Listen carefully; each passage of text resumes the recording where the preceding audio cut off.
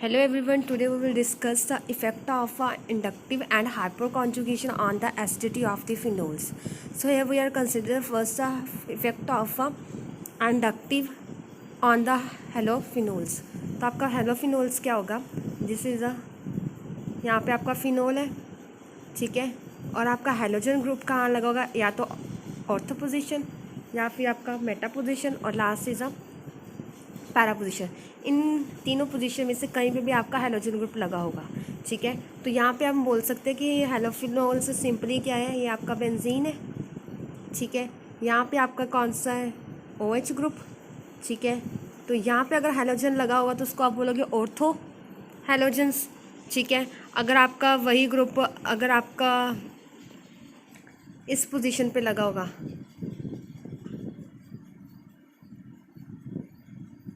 तो आप उसको क्या बोलोगे, अगर वही ग्रुप आपका मेटा तो मेटा हेलो फिनोल्स, अगर वही आपका पैरा पे लगा होगा तो पैरा हेलो फिनोल्स। तो यहाँ पे अगर हमने इसकी एसिडिक करेक्टर फिनोल्स का कंसिडर करना है कि इंडक्टिव का क्या इफ़ेक्ट हो रहा है, या प्लस आई या माइनस आई का क्या इफ़ेक्ट है, तो उसके लिए हमने दो केसेस मेन है। जो भी आपके हेलोजेंस ग्रुप्स होते हैं, जो भी आपके हेलोजेंस ग्रुप होते हैं ये वाले, इसमें क्या है, जो आपकी ये OH प्लस यहाँ पे हेलोजन, जो आपका ये हेलोजन ग्रुप होता है, इसका आपका प्लस R इफेक्ट भी होता है यहाँ पे, और आपका माइनस I इफेक्ट भी होगा, ठीक है। प्लस R और माइनस I दोनों इफेक्ट यहाँ पे प्रेजेंट होते हैं। मगर यहाँ पे क्या है कि बेसिकली आपका जो माइनस I इफेक्ट होता है वो क्या करता है, डोमिनेट करता है as compare two plus R effect.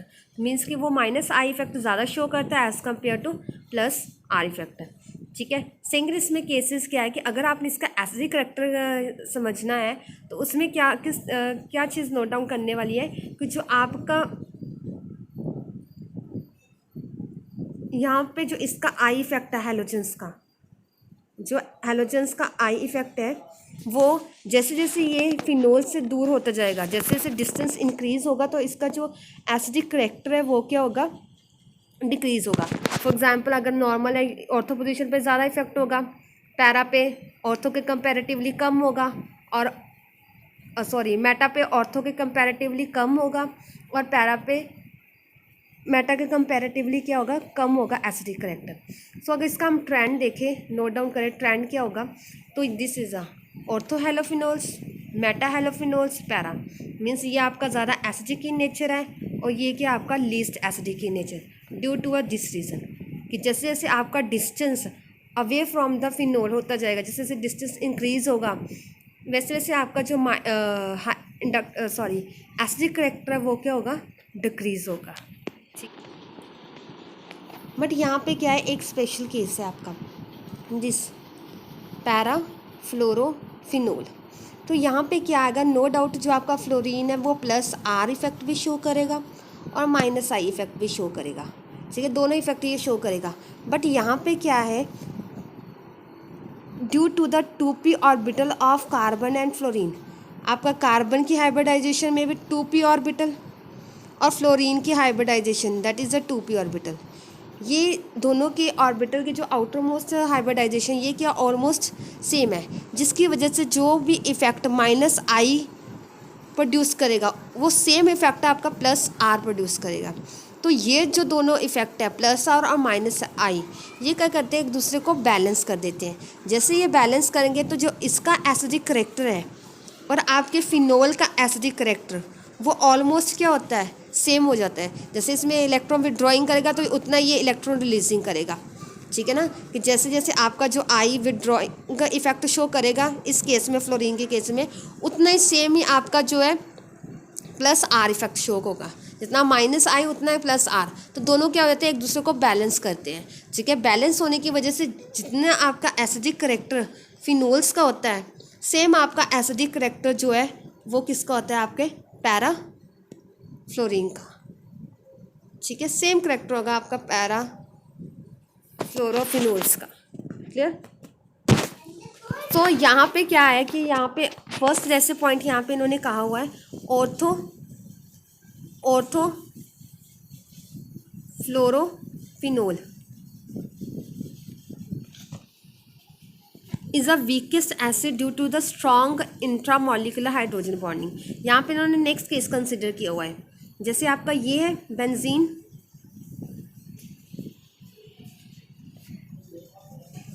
ठीक है, ये आपका बेंजीन है, ठीक है। अगर आप यहाँ पे फ्लोरीन सपोज करो यहाँ पे अप्लाई कर रही हो, यहाँ पे फ्लोरीन, तो यहाँ पे क्या है, between this orthophenol fluorine and this OH, यहाँ पे आपकी क्या है, इंट्रामोलिकुलर, इंट्रामोलिकुलर मीन्स बॉन्डिंग होगी विद इन द मॉलिक्यूलर, क्या आपके यहाँ पे इंट्रामोलिकुलर हाइड्रोजन बॉन्डिंग है वो रिप्रेजेंट हो रही है, ठीक है। रिप्रेजेंट होने की वजह से यहाँ पे जो आपका ये हाइड्रोजन एटम है वो अवेलेबल ही नहीं है to donate as a proton, ठीक है। तो इट मीन्स जो इसका एसिडिक करैक्टर है वो भी क्या होगा, कम होगा। सो इसलिए अगर हमने इस केस ऑफ हमने देखना हो कि फ्लोरो क्लोरो ब्रोमोफिनोल्स में या इसमें किसकी सबसे ज़्यादा या किसका सबसे लीस्ट एसिडिक करैक्टर है, तो उस केसेस में क्या हम बोलेंगे, this is a orthochlorophenol is a more acidic than orthobromophenol than iodo than last में फ्लोरो। अब ऑर्थोफ्लोरो का रीज़न क्लियर हो गया है, क्योंकि यहाँ पे क्या है, आपका इंट्रामोलिकुलर हाइड्रोजन बॉन्डिंग है वो क्या हो रही है, शो हो रही है। बट बाकियों के केसेस में ऐसी कोई भी हाइड्रोजन बॉन्डिंग शो नहीं हो रही है, जिसकी वजह से जो इसका ट्रेंड है वो इस तरह फॉलो हो रहा है, ठीक है। तो ये तो आगे आपका ऑर्थो वाला कंसिडर हो गया, ठीक है। नेक्स्ट क्या है, नेक्स्ट हमने किसका केस कंसिडर करना है, ये इंडक्टिव इफेक्ट हो गया इन केस ऑफ अगर आपका हेलोजन ग्रुप लगा होगा, ठीक है, या -I इफेक्ट वाला, ठीक है। यहाँ पे हमने इंडक्टिव इफेक्ट कंसिडर करना +I, क्या अगर आपका सब्स्टिट्यूएंट फिनोल के साथ अगर कोई आपका सब्स्टिट्यूएंट प्रेजेंट है, electron releasing means +I effect अगर वो शो कर रहा है। अब +I इफेक्ट में क्या होता है कि वो क्या करता है, इलेक्ट्रॉन को रिलीज करता है टूवर्ड्स दिस एटम, ठीक है। यहाँ पे क्या है, इलेक्ट्रॉन रिलीज करे टूवर्ड्स अ रिंग, ठीक है। अगर रिंग की तरफ अगर वो रिलीज करे तो नेचुरल है यहाँ पे क्या होगा, आपका ऑक्सीजन नेगेटिव हो जाएगा, ठीक है। और यहाँ पे इंटेंसिफाई ऑफ नेगेटिव चार्ज होगा, जिसकी वजह से ये क्या हो जाएगा, आपका मॉलिक्यूल या ये जो आपका फिनोल है वो क्या हो जाए, फिनॉक्साइड आयन लीस्ट एसिडिक या अनस्टेबल हो जाएगा, ठीक है ना। तो यहाँ पे हमने क्या कंसिडर करना है, अगर आपका एल्काइल ग्रुप लगा हुआ है या इलेक्ट्रॉन रिलीजिंग ग्रुप लगा हुआ है, तो हाइपर कॉन्जुगेशन की वजह से ये क्या करेगा, लीस्ट एसिडिक बिहेवियर क्या करेगा, शो करेगा, ठीक है। ये तो फर्स्ट पॉइंट हो गया। सेकंड आपने क्या कंसिडर करना है, अगर हमने इसका एसिडिक करेक्टर देखना हो with respect to phenol, with respect to ortho, with respect to meta या पैरा, तो उस केसेस में हमने इसको कैसे चेक करना है, जैसे ये आपका फिनोल है, ठीक है। अब अगर ये +I इफेक्ट शो कर रहा है और ऑक्सीजन पे नेगेटिव चार्ज को ज़्यादा इंटेंसिफाई कर रहा है, नेचुरल जो इसका एसिडिक करेक्टर है वो कम होगा एज़ कम्पेयर टू आपके फिनोल से, ठीक है। तो इसलिए ये फिनोल पहले आ गया आपका। सेकंड केस में क्या है, इन्होंने कहा है Meta is a greater than para. अब मेटा ज़्यादा क्यों है एज़ कम्पेयर टू पैरा, इसका रीज़न ये है कि जैसे हाइपर कॉन्जुगेशन स्ट्रक्चर्स रो होंगी तो उसमें आपका जो मेटा पोजीशन वाला वो लीस्ट पार्टिसिपेशन शो करेगा एज़ कम्पेयर टू आपके पैरा, कि पैरा के कंपैरेटिवली जो आपका ये वाला हाइपर कॉन्जुगेशन लीस्ट अपना बिहेवियर शो करेगा। नॉर्मल आपने देखा भी है कि जैसे रेजोनेंस है, तो अगर रेजोनेंस आपका नाइट्रो ग्रुप अगर मेटा पोजीशन पे होता है तो वो अपनी रेजोनेंस शो ही नहीं करता। सिमिलर बिहेवियर यहाँ पे है कि अगर आपका कोई भी electron donating group Meta position पे होगा तो वो भी क्या करेगा, हाइपर कॉन्जुगेशन में पार्टिसिपेट ही नहीं करेगा, ठीक है। तो ये रीज़न आ गया आपका मेटा पोजीशन, मेटा क्रेसोल का जो है फिर ज़्यादा होगा, क्योंकि अगर इसका +I इफेक्ट शो ही नहीं हो रहा है टूवर्ड्स दिस OH ग्रुप, तो नेचुरल है वो क्या करेगा, अपने इलेक्ट्रॉन्स को डोनेट नहीं करेगा, ठीक है। अगर डोनेट नहीं करेगा तो उसका जो मेटा एसिडिक करैक्टर क्या होगा, ज़्यादा होगा एज़ कम्पेयर टू पैरा और ऑर्थो से।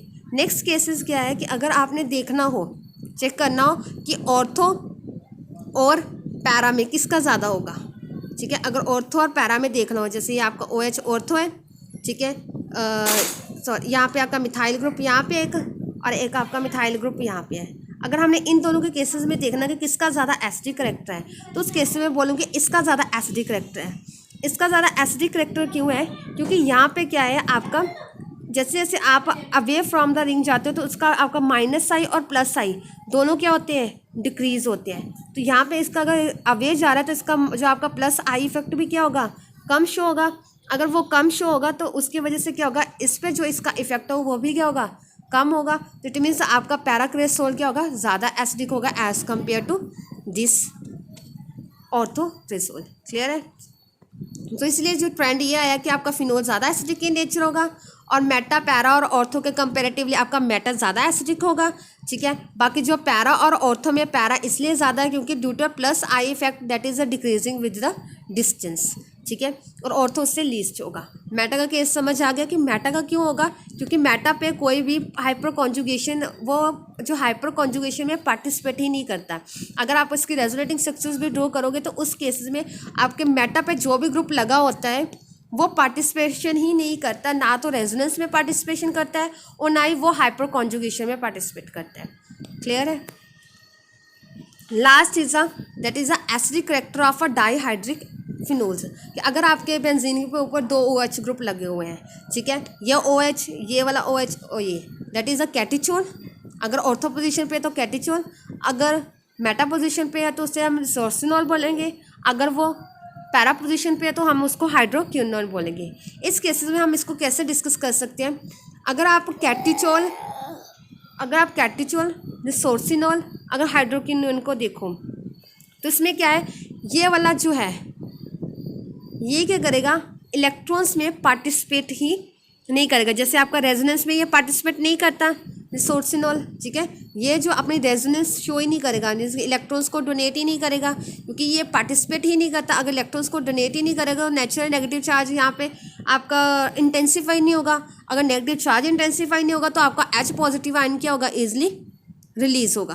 तो इस केसेस में आपका जो सोर्सिनोल है वो क्या ज़्यादा एसिडिक इन नेचर है। अगर हम इन दोनों का स्ट्रक्चर कंसिडर करें, हाइड्रोक्विनोन और कैटिचोल, हाइड्रोक्विनोन और कैटिचोल में आपका जो हाइड्रोक्विनोन का एसिडिक करेक्टर ज़्यादा है एज कम्पेयर टू कैटिचोल। रीज़न क्या है कि कैटिचोल में क्या है कि यहाँ पे आपकी हाइड्रोजन बॉन्डिंग रिप्रेजेंट होगी। यहाँ पे जो है आपकी ये इंट्रामोलिकुलर हाइड्रोजन बॉन्डिंग होगी between this oxygen atom, this hydrogen atom. अगर हाइड्रोजन बॉन्डिंग की आपने कंडीशन देखेंगे तो इसमें क्या है, एक आपका हाइड्रोजन रिक्वायर्ड होता है, सेकंड आपका जो है मोर इलेक्ट्रोनेगेटिव एटम रिक्वायर्ड होता है।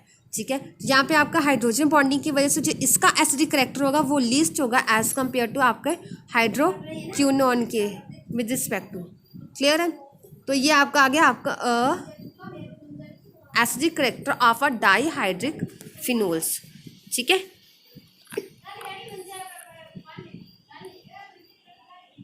here is a reason mentioned, you can read here, that is the least acidic character due to intramolecular hydrogen bonding of a cation and loss of a H positive ion is difficult. I hope so you get all understand. If you like, please subscribe my channel. Thank you.